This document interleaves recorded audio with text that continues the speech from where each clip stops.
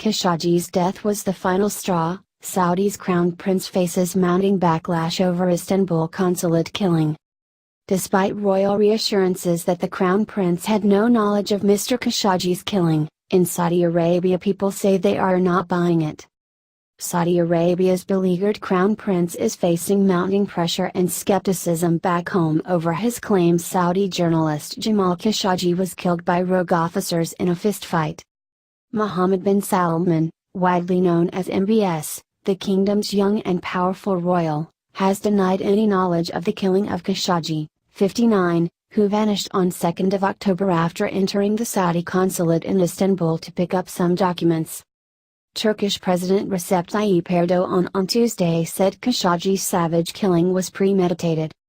After more than 2 weeks of near silence, Saudi Arabia finally admitted on Saturday that the respected Washington Post columnist was killed in a fistfight in the consulate building, an explanation rejected by many friends and foes alike. The government insisted responsibility lay with a rogue team under the orders of Saud al-Qahtani, an influential advisor to MBS, and General Ahmed al-Asri, a senior intelligence official, who have both been fired. But in Saudi Arabia, there was rising anger over how the regime has handled an incident which has sparked international uproar and calls for a boycott of the country. Many told The Independent they do not buy the regime's story, including pro-regime journalists and those close to the royal family. All spoke on the condition of anonymity and via encrypted messaging apps, fearing backlash from the authorities if they were identified. People around me are feeling frustrated by this justification of Khashoggi's death. They understand and know that everything, no matter how small, is ordered by the government. They don't buy it, said one television journalist who works for a pro-government station. The reporter, who has to peddle the regime line on air, used to work alongside Mr Khashoggi when he was a prominent media figure in Riyadh and still within regime favor.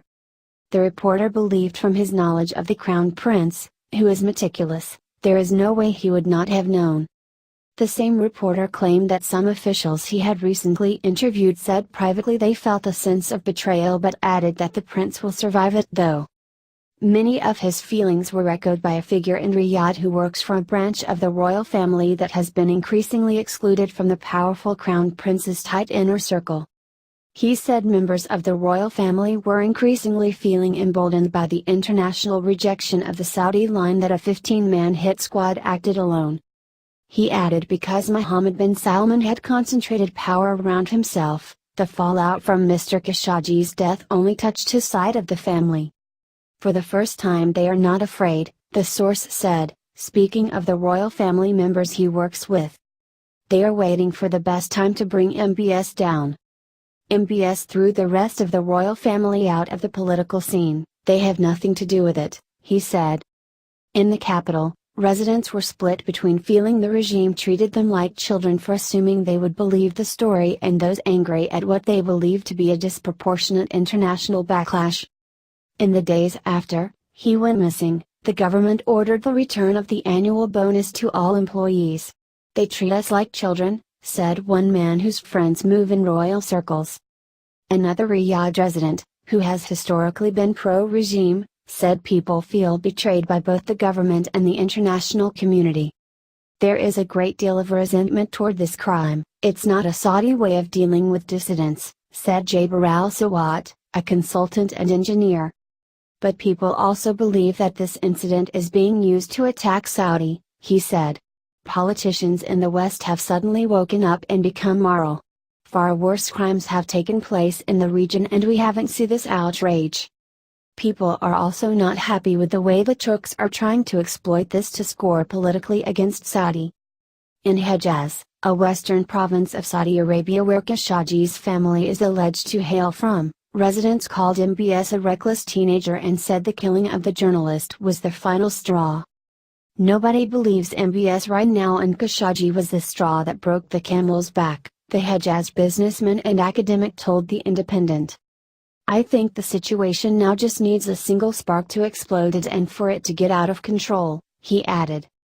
The Saudi regime has faced mounting outrage and repercussions, most pointedly with the Davos in the Desert Investment Conference, which opened on Tuesday despite a wave of cancellations by policymakers and business tycoons. Among the biggest names to drop out were International Monetary Fund Chief Christine Lagarde and U.S. Treasury Secretary Steven Mnuchin. Siemens Chief Executive Joe Kaeser, corporate chiefs from J.P. Morgan, Ford, and Uber, and media powerhouses like Bloomberg, CNN and the Financial Times have also scrapped plans to attend.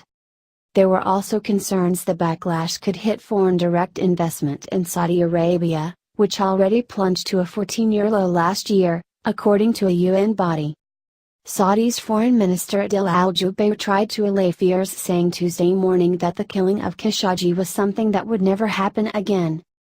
"We will see to it that the investigation is thorough and complete, and that the truth is revealed and those responsible will be held to account," he told reporters in Jakarta. Mr. Jubeir had told Fox News on Sunday a rogue operation by individuals who exceeded their responsibilities and then tried to cover up for it was behind Khashoggi's death. Khashoggi had once been close to the regime, but the prominent journalist left Saudi Arabia in 2017 after reportedly falling out with the government over a tweet which criticized U.S. President Donald Trump. Please subscribe my channel Real World.